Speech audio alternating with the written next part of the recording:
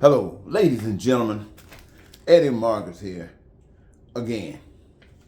You know, since the last time I made a post, I was observing from the social media what's going on, what people are talking about in government, locally and nationally, and even some internationally.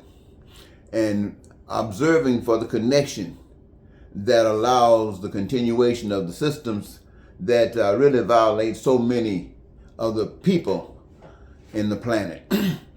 And, you know, try to come back and report to you about certain things. And some of the things that I had made a note of were like this merger. People are saying that with Social Security and the Republicans taking over, that they're going to be cutting back. Actually saying that they're going to be robbing the poor, because people who receive Social Security, most of them would miss losing any of it. And talking about cutting it does not sound good. So what would actually happen is that those who lose an amount would be hurting, and those who caused them to lose it by making the change in the rules and regulations because they didn't know the answer, because they had nothing else better in their hearts to do but hurt folks, then this is what they're doing. And I decided that that was a thing that should be talked about. And when I hear Trump, I heard somebody talking about, I am your retribution. You know that story.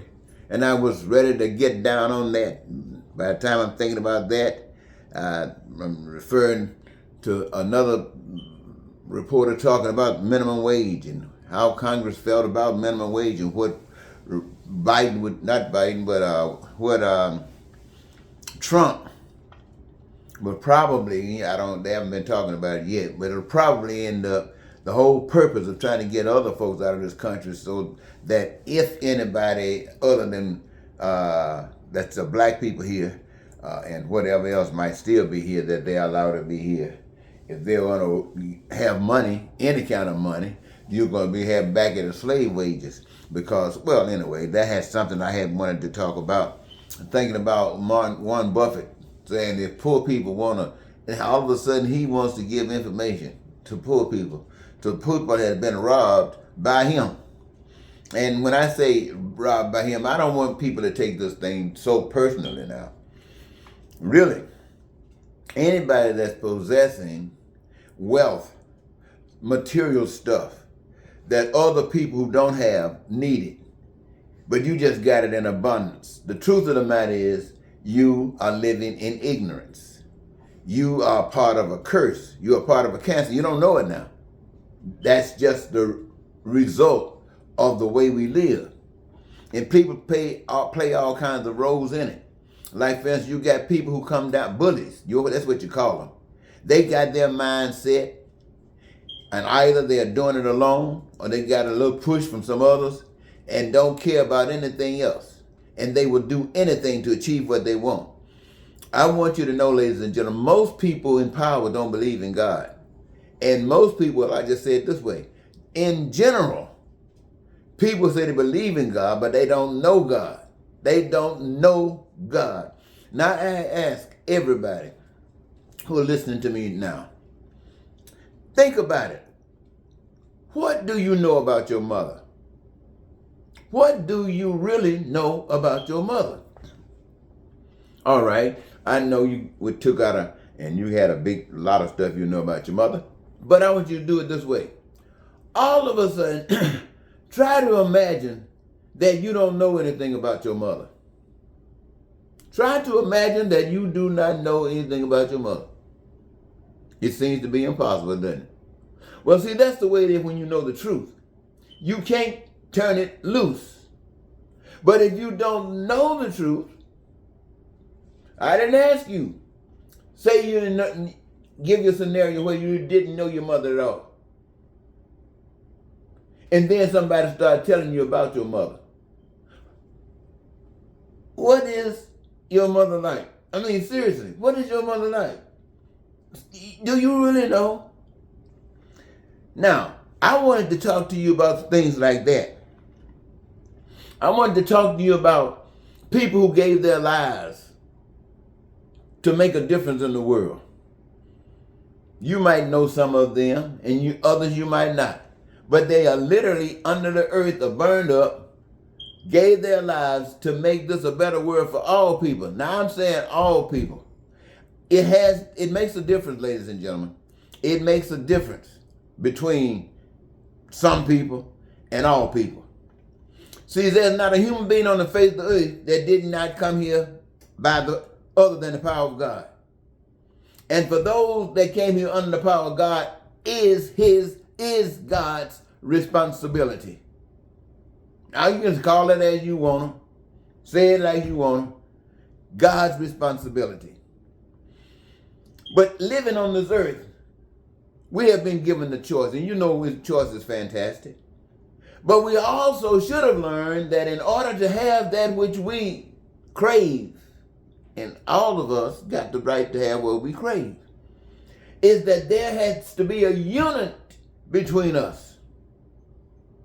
That we won't do those things that would prevent us from achieving what we're going after. But that we will commit ourselves. I'm telling you, ladies and gentlemen. See, this stuff is about making a wonderful life. And this is the kind of stuff I want you to talk about. I don't want you to spend all your day talking about what somebody's doing, who somebody wants to kill, what government wants to bomb you. I mean, we already know this stuff. And just talking about it, keeping us alert about what somebody's trying to do is just waiting for the moment for it to happen. You either gotta, stop this thing or be ready for it. So my thing of it is this. Everybody knows that if you want white folks to have something and black people can't, you're a demon from hell, meaning you don't know God. That's all. I know it sounds bad when I say a demon from hell, but it just means you don't know God. Now, if you're a black person, to me, I'm just speaking what God's been given, and you don't want white people to have that same as you would have, you're a demon from the pit of hell. So what am I saying? I'm saying that we are all like this. Every last one of them. Let's be honest with ourselves. Somebody talking about could Biden pardon Trump. If Biden can pardon Trump, then you open up the jail doors and let them all out. Pardon them. Why? Because we are all victims of a system that has made this baby happen. This didn't just pop up. We are corrupt. We're evil. Our churches don't even know how to tell us the truth. They don't even know how to smile. So God, my friends, to me, the maker and power behind your life, demands that you have a connection with God. And don't let some man come up like Trump in the United States of America tell you you've been abused. But he is your retribution. In other words, sit down, which God demands that you stand up. Trump says, sit down. God say, allow me to live in you, and you become the manifestation of the love that you speak of. Trump says, sit down. I'll take care of it. And what is his plan? His plan is to cause more hell than you could ever imagine. And you, my friends, turn around and see this power, this monster, this murderer, this liar, and everything such as that as your God. And you still don't know any better. Well, the truth is, I can name all the kind of problems the Republicans might be having with the Democrats and vice versa.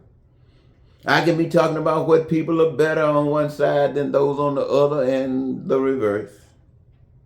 But all of that won't change one dead blasted thing. And if we even try to make a change, it's not going to do nothing but switch some stuff around when it's going to be tried now as something that was tried before. Because we didn't learn from our history. But I'm saying, my friends, that it's time we realize that we don't have forever. Let me tell you this. For most of my life, I've been dreaming. I've been in the streets. I've been in protests, I've been in jails, I've been in prison, I've been thrown in the streets all across the country, trying to get the attention. So what I'm telling you, at least you get that here. Now, my observation is that you haven't heard this. Because I can't see how you could hear it and then go back to the same old stuff that you've been doing. But I'm telling you something. I'm getting old. Look at me. Look at me. I got some, well, I don't know if I got any pictures right here when I had black hair. But I know I'm getting to the end of my road. I don't know when it is. Some of my family members have been passing just like that, it seems. But I know one thing, I'm going to be passing on. I just don't know when. But I wanted so bad to see everybody smiling. I wanted to see everybody having a career that they loved, that they chose and loved. And in my vision, I saw that those careers were interconnected in such a way that all of the things that you, the people, have determined are absolutely essential for your happiness on the face of the earth was what you were making and causing manifestation in an abundance that no one on the face of the earth would have to suffer a lack of anything that you have made. Why? Because it's you, and those of you who have participated in the process become what? Part owners of the process. So what is made belongs to you. Good God Almighty. Oh, my. Now, the God I be wanting you to see is one that made that real in your life. No more wars, no more lying, no more cheating, no more stealing, no more hatred, no more racism, no more bigotry, no more rewriting history, no more internet, but living. Woo! I cannot imagine, y'all. It is so hard to just believe that you, the American people and the people of the earth, especially those of you who are suffering, especially those who are being denied the opportunity to have housing and food and clothing and shelter and education and health care, especially you, those of you who are walking across miles and miles trying to get away from that snake that's behind you, chasing you. I can't see why you can't envision something that's so wonderful. Is it too wonderful for you? Yes, it's easy for you to say you don't deserve it. That's not the seed that you have planted. But it is a result of observing the fruit that you're getting. You see what you're missing. Well, some of you can see what you're missing. But looking at it and seeing what you're missing don't mean too much. And on your knees praying don't mean too much. The world loves that. The world's God love for you to stay on your knees praying. You got to get up. Faith without works is dead. And if you're not standing up for what you say you want, who's going to give it to you? You wouldn't be able to keep it. Anyway, I thought I'd just take a few moments and not talk about those things I had jotted down and just share with you my feeling, my hope that you understand that if I want to see this before I die, I'm going to need some help. I'm going to need you to want to live a life free, a life peaceful, prosperous, a life of joy and happiness, a life of living your dreams. Man, woman, America, and people of the earth, this is the finest dream I ever had in my life. And I don't think anybody can share anything that can beat this. So I stand before you and I offer this to you as something that you can contemplate. Well, have a good day.